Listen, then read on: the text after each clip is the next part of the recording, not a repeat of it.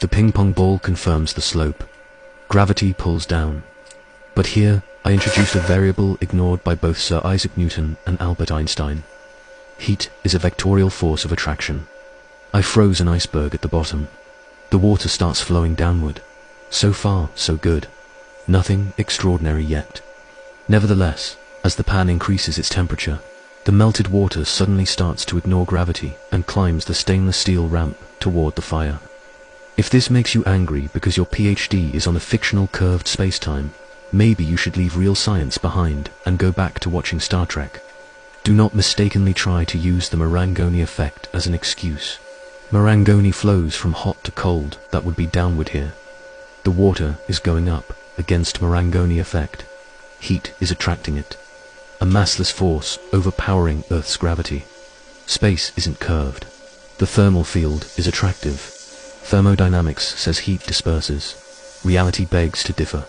Here it organizes. Boiling at the top, ice at the bottom. The opposite of entropy. The second law is falsified. Look at the droplets orbiting the hotspot. This isn't chaos. It's a stable orbit. Planets don't follow curved space. They are caught between thermal attraction, pulling in, and magnetic alignment, pushing back. That's why orbits are elliptical. Einstein led physics to a dead end. When his math fails, they invent dark matter, invisible fairy dust, to save the theory. I'm just a medical doctor with a freezer and a stove, with the guts to do what physicists are too afraid to do. Look at reality, question dogmas, reject consensus, to break paradigms. Science was not supposed to be another religious cult. Space is not curved. The thermal field is active, and it is attractive. Failing to account for heat's influence on gravity and cosmological orbits has already falsified Einstein's nonsense. Everybody knows that genius is about simplicity. Modern physics can be difficult to understand. If you can't grasp relativity due to its complexity, it's not your fault. However, classical physics should be complete by now. The fact that heat does not disperse but is actually an attractive force should have been common knowledge centuries ago. If your PhD is on the second law of thermodynamics and you've spent your whole life studying it from books filled with letters and numbers, instead of observing and analyzing the behavior of heat in the real world, then you can't blame me. Misinterpreting kitchen thermodynamics to the point of teaching mainstream thermodynamics upside down, that's all on you. The thermal gradient is not dispersing energy. It is organizing matter. It keeps the system segregated.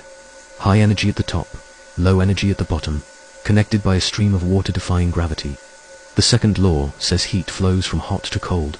Entropy always increases. Here you see the opposite. Heat overpowering both gravity and Marangoni. Next, the Leidenfrost effect. Dismissed as culinary curiosity, but it displays exactly how planets orbit stars. Why doesn't Earth's atmosphere drift into space? Mass-based gravity can't explain it. Mars has roughly 40% of Earth's gravity, but virtually no atmosphere, and its core is cold. Earth retains its atmosphere with a hot core. Venus has roughly 90% of Earth's gravity, but nearly 100 times its atmosphere, and its core is hot. Core temperature correlates perfectly with atmospheric retention.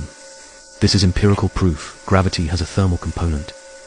Popper said theory is scientific only if it can be falsified by observation. The logic, a million white swans don't prove all swans are white. One black swan destroys it.